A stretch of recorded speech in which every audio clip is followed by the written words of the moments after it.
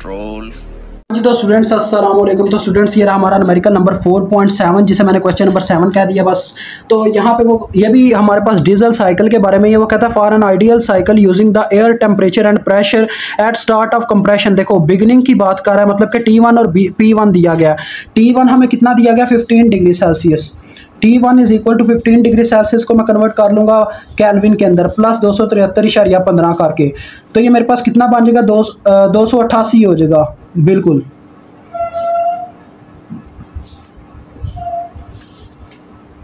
और उसके बाद स्टूडेंट्स मुझे जो प्रेशर दिया गया वो है 1.01 बार।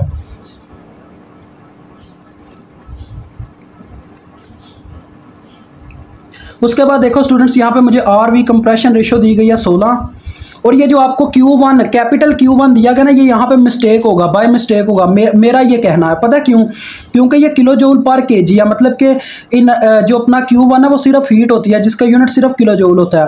ये किलो पर किलोग्राम का मतलब है इसके बटे में मैस भी है। यहाँ तो इसको इस तरह से लिखा होना चाहिए था, यहाँ ये स्मॉल Q होना चाहिए था। लिहाजा हम इसको पता किससे प्रेजेंट करेंगे? इसको प्रेजेंट करेंगे Q1 छोटे Q से, क्योंकि छोटा Q बराबर होता है Q1 ओवर M के। तो ये 400 किलो जूल पर केजी के बराबर है। अब स्टूडेंट्स आपको दो वैल्यूज़ याद रखनी है, ये कांस्टेंट होती हैं CP और CV।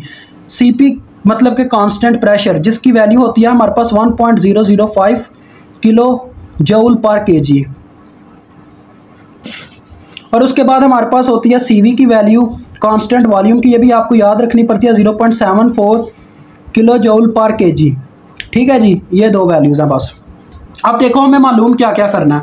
वो कहता है कैलकुलेट द मैक्सिमम प्रेशर, मतलब कि हमें मालूम करना पड़ेगा P2 या P3, क्योंकि P2 और P3 दोनों मैक्सिमम प्रेशर होते हैं, सेम होते हैं। क्योंकि स्टूडेंट आपको पता है ये पहले कांस्टेंट वॉल्यूम पे वर्क कर रहा होता है, फिर कांस्टेंट प्रेशर पे वर्क करता है। तो लिहाजा कांस्टेंट प्रेशर होने की वजह से ये P2 और P3 की वैल्यू सेम होती है। ठीक है, तो हमने इनको फाइंड आउट करना है। काफ़ी ईजी होगा आपके लिए, मैं इसको ईजी बना के छोड़ूंगा, टेंशन नहीं लेनी बस आपने। ठीक है, बिकॉज अगर आपके साथ मैथ ब्रांड है तो टेंशन लेने की कोई बात नहीं है। अब आगे वो कहता है कि आपने क्या निकालनी है, इफिशिएंसी ऑफ साइकिल निकालनी है, टेम्परेचर भी निकालना और इफिशिएंसी ऑफ साइकिल भी निकालनी है। मैक्सिमम टेम्परेचर की बात कर रहा है, T3 की बात कर रहा है, हमने निकालना है।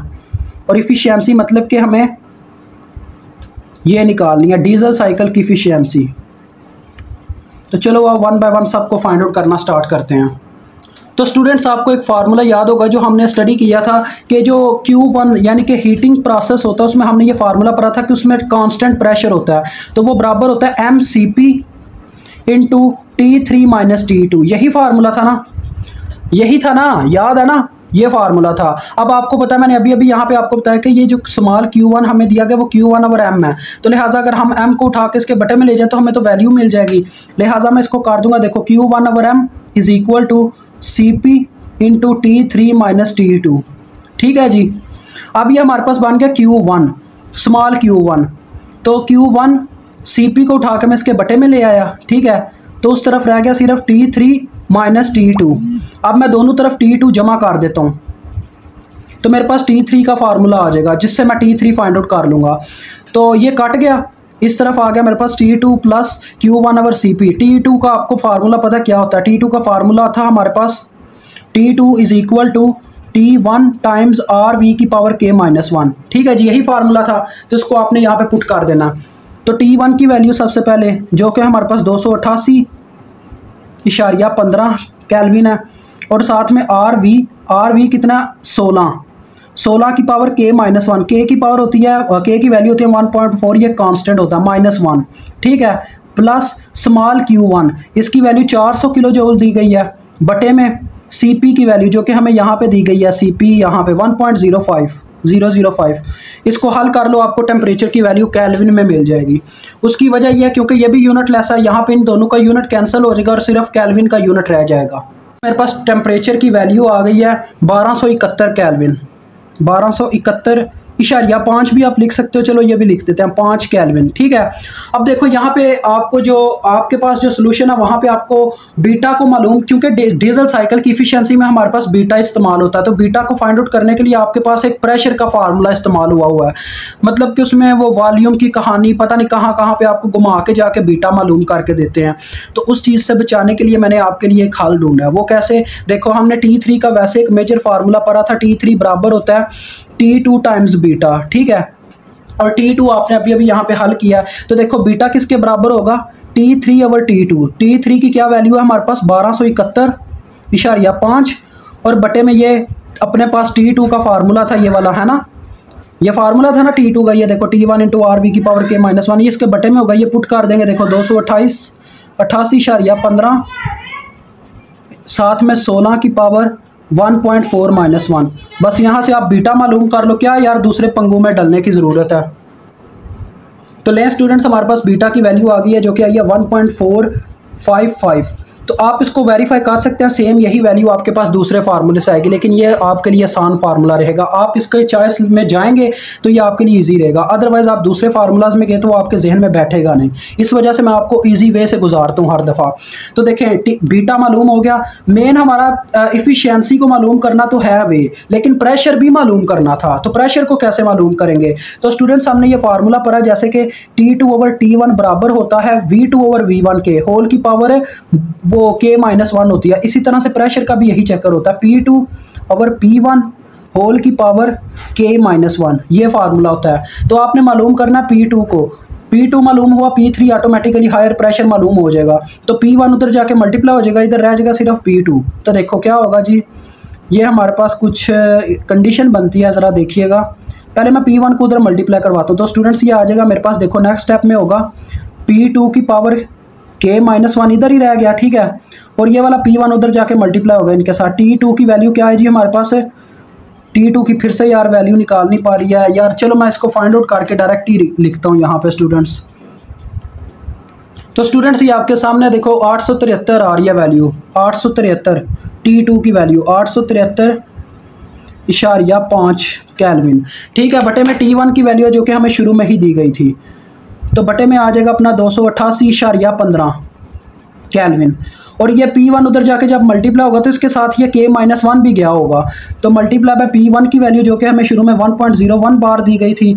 अब स्टूडेंट्स अगर आप बार में निकालोगे तो आपको प्रेशर भी बार में ही मिलेगा जो आप निकाल रहे हो, तो 1.01, ठीक है, और इसकी पावर K-1 मतलब कि 1.4 माइनस 1, ठीक है।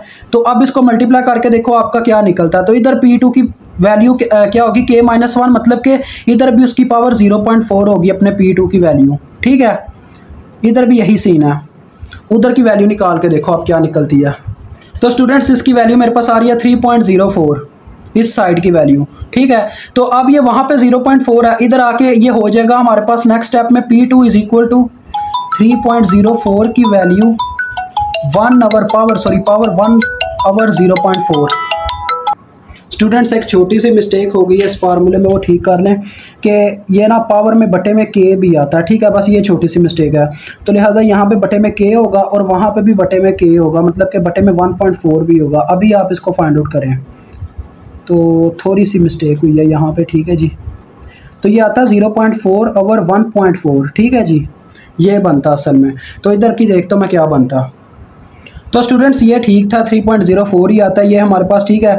और दूसरे नंबर पे बस ये मिस्टेक हो रही थी, देखें इसने उलट के ऊपर इधर आना जब, तो ये बन जाएगा 3.04 की पावर, ये उलट के आएगा 1.4 ऊपर हो जाएगा और 0.4 नीचे हो जाएगा, ठीक है। इसकी पावर उलट के इसकी पावर बनेगी जो कि हमारे पास आ जाता 48.98 बार, ठीक है।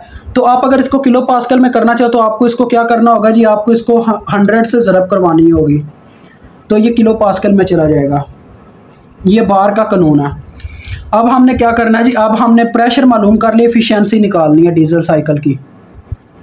तो आपको पता ही है इसका काफ़ी इजी फार्मूला हमारे पास, इसका फार्मूला 1 माइनस 1 ओवर KRV की पावर K-1, KRV की पावर K-1 इंटू बीटा की पावर K-1 और बटे में सिर्फ बीटा -1, ये आपके पास ओवरऑल फार्मूला। वैल्यूज पुट करो और इफिशिएंसी निकाल लो। 1 माइनस 1 ओवर K की वैल्यू कितनी है 1.4 और RV की वैल्यू हमें यहाँ पे कितनी दी गई थी स्टूडेंट्स, 16 दी गई थी, वो देखें ऊपर मेंशन है 16। तो लिहाजा 16 की पावर K-1 मतलब कि 1.4 माइनस 1 और इंटू बीटा की वैल्यू हमने अभी अभी मालूम की थी 1.45 की पावर 1.4 माइनस 1 ओवर 1.45 माइनस 1। तो इसको कैलकुलेट अपने कैलकुलेटर पे कर लें। आपके पास इफिशियंसी निकल आएगी। तो लिहाजा स्टूडेंट्स मेरे पास इसकी वैल्यू आ रही है 0.6427।